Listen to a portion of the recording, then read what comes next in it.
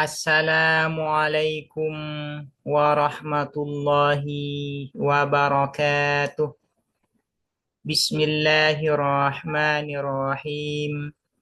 Alhamdulillahi rabbil alamin. Wabihi nasta'inu ala umurid dunya waddin. Wassalatu wassalamu ala ashrafil anbiya'i wal mursalin. Sayyidina Muhammadin wa ala alihi wa sahbihi ajma'in. Allahumma fakihna fid din wa 'allimna at-ta'wil amma ba'du. Bismillahirrahmanirrahim. Mari kita melanjutkan ngaji kitab Al-Qawaidul Asasiyah fi Usulil Fiqhi yang ditulis oleh As-Sayyid Muhammad Alawi. Sekarang kita akan melanjutkan pembahasan tentang bagian-bagian kalam. Di pertemuan sebelumnya sudah disebutkan beberapa bagian-bagian kalam. Nah, sekarang juga akan menjelaskan bagian-bagian kalam bi'tibaril isti'mal, dari segi penggunaannya. Apakah kalam itu digunakan pada makna aslinya atau tidak? Kalau kalam itu digunakan pada makna aslinya, maka disebut dengan hakikat. Jadi hakikat itu adalah makna asli dari suatu lafadz atau suatu kalam, atau makna sebenarnya dari suatu lafadz atau suatu kalam. Ini disebut dengan hakikat.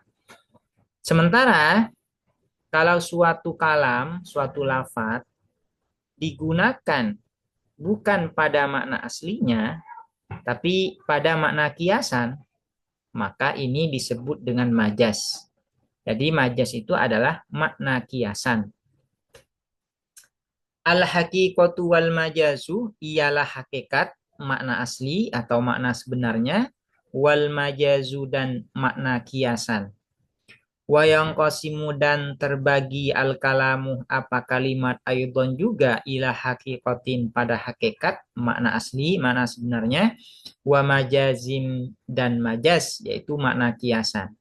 Dari sudut pandang apa pembagian ini? Yaitu bi'tibaril isti'mal, berdasarkan sudut pandang penggunaan. Jadi lafadz atau kalam itu digunakan untuk makna aslinya atau bukan. Apa itu hakikat? Fal haqiqatu, maka adapun hakikat atau makna asli, makna sebenarnya dari suatu lafadz, dari suatu kalam, hiya al haqiqah, al lafzu ialah lafadz, al musta'malu yang digunakan, fima di dalam sesuatu, isi dari ma ini adalah makna, fima di dalam makna, wudi'a yang diletakkan apa lafadz lahu bagi ma, ibtidaan pertama kali. Ai artinya ma adalah sesuatu, isi dari ma ini adalah lafadz, bakia yang tetap apa ma fil istimali di dalam penggunaan, ala maudhu'ihi atas makna yang diletakkan pada ma, al-luwawi yang bersifat bahasa, al-awwali yang pertama. Jadi yang dinamakan hakikat menurut definisi ini adalah lafadz yang digunakan pada makna bahasanya. Artinya pada makna yang diletakkan oleh ahli bahasa. Makna pertama kali yang diletakkan oleh ahli bahasa. Ini disebut dengan hakikat. Nah, berdasarkan definisi ini, maka hakikat itu hanya terkhusus bagi lughah atau ahlul lughah atau lugawi, ya. Hanya khusus pada hakikat lughawiyah definisi ini. Kenapa? Karena definisi ini mengatakan bahwa yang dinamakan hakikat itu adalah lafadz yang digunakan pada makna pertama kali yang diletakkan oleh ahli bahasa. Ini yang dinamakan hakikat. Nah, ada definisi lain tentang hakikat ini. Dan ini lebih luas cakupannya. Waqala dan berkata ba'duhum, siapa sebagian ulama, fi ta'rifiha di dalam definisi al-hakikat, innaha sesungguhnya al-hakikat ma adalah sesuatu, isi dari ma ini adalah lafat. Ustu'mila yang digunakan apa ma fima di dalam sesuatu, isi dari ma ini adalah makna, fima di dalam makna. Ustuliha yang disepakati alaihi apa atas ma minal jamaatil mukhatibati dari komunitas yang berkomunikasi, dari komunitas yang berkomunikasi. Bikasri to'i dengan kasrah to, ya mukhatibah. Ai artinya al jamaati komunitas al mukhatibati yang berkomunikasi bidzalikal lafzi dengan lafaz tersebut. Bi an ayyanathu dengan menentukan siapa al jamaah al mukhatibah hu terhadap dzalikal lafzi ala dzalikal makna atas makna tersebut binafsihi dengan dzalikal makna itu sendiri. Wa illam yabqa dan meskipun tidak tetap apa zalikal lafzu ala maudhu'ihi atas makna yang diletakkan zalikal lafzu al-wawi yang bersifat bahasa. Ini adalah definisi hakikat yang kedua dan ini lebih luas cakupannya. Apa itu yang dinamakan hakikat? Hakikat itu adalah lafaz yang digunakan sesuai makna yang disepakati oleh komunitas tertentu.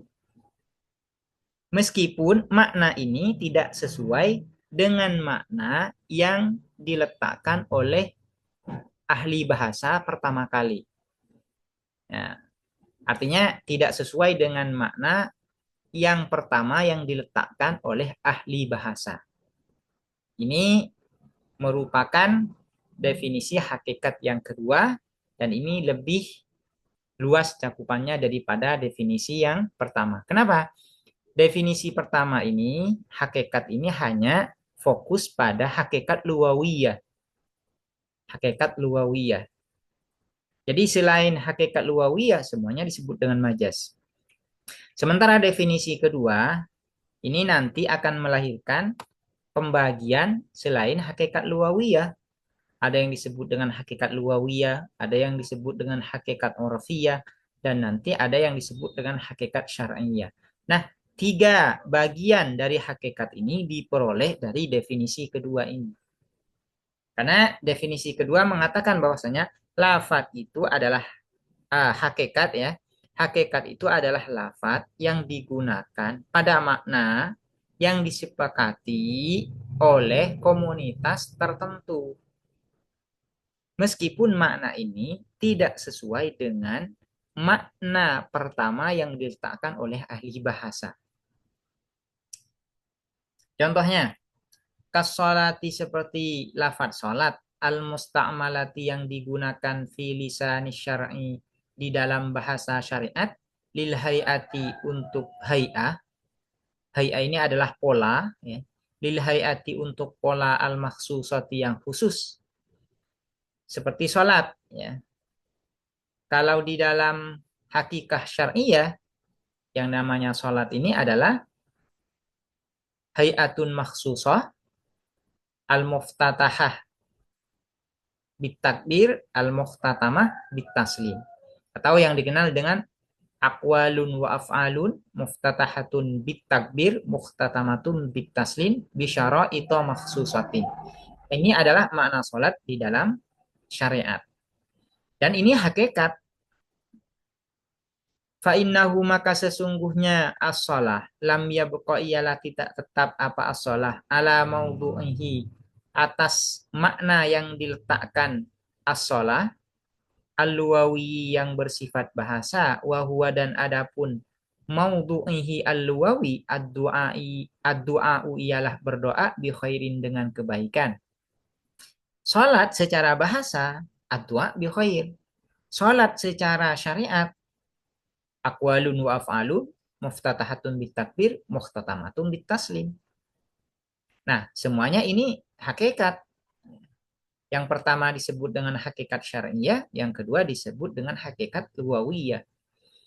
Contohnya lagi wadabbati dan dabbah, lafaz dabbah al-maudhu'ati yang diletakkan fil urfi di dalam uruf, di dalam kebiasaan penggunaan lidzatil arba'i bagi yang memiliki 4 kaki.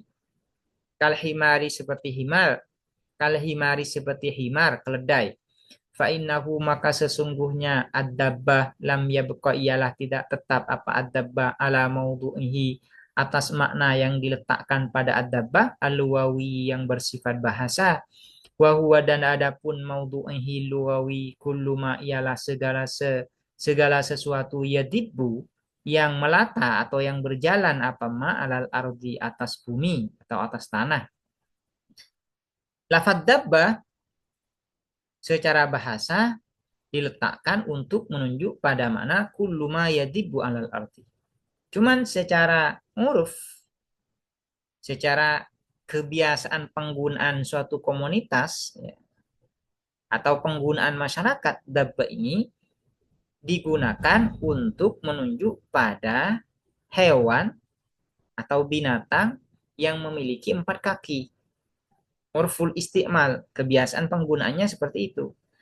Nah, hakikat urfiyahnya ad-dabba ini adalah lidzatil arba. Sementara hakikat luwawiyahnya ad-dabba ini adalah kullu ma yadibbu alal ardi.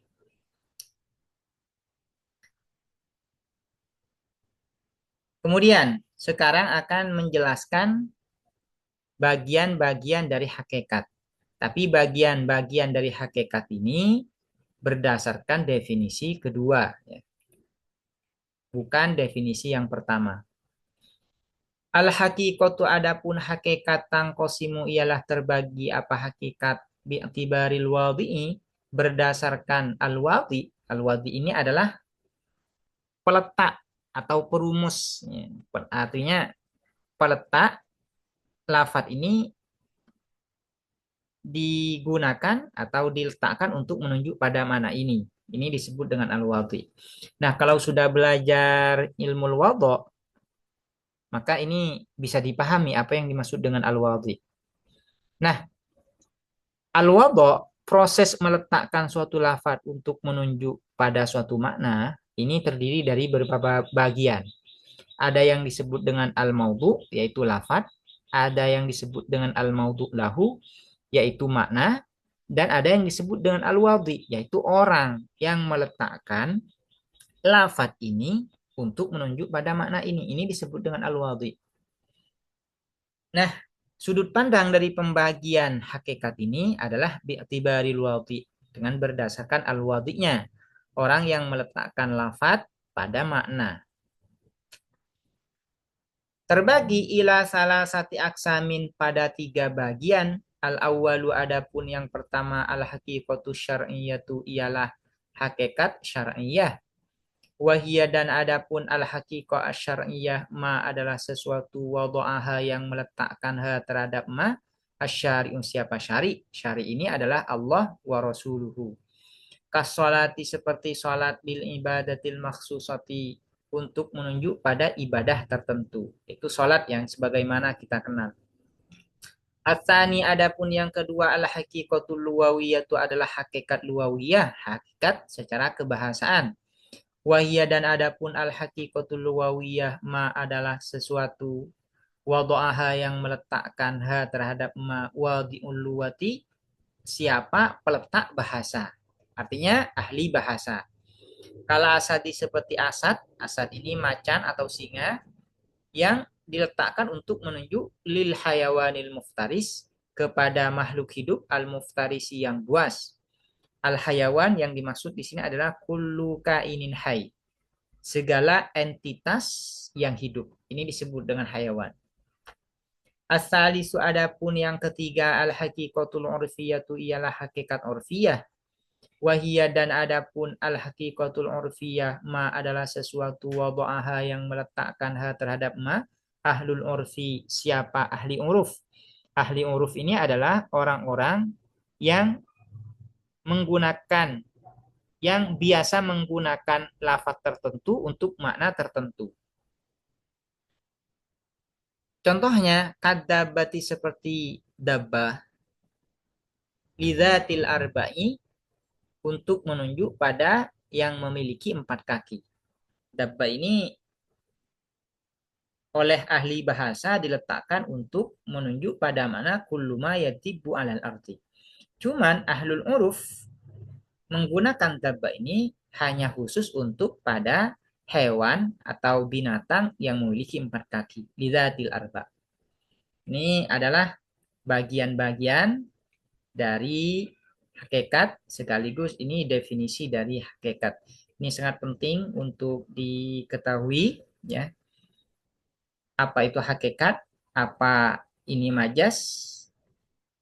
Karena hakikat dan majas ini akan kita temukan di setiap pembahasan berikutnya. Pasti pembahasan-pembahasan berikut ini selalu bersinggungan dengan hakikat dan majas. Demikian, semoga bermanfaat. Assalamualaikum warahmatullahi wabarakatuh.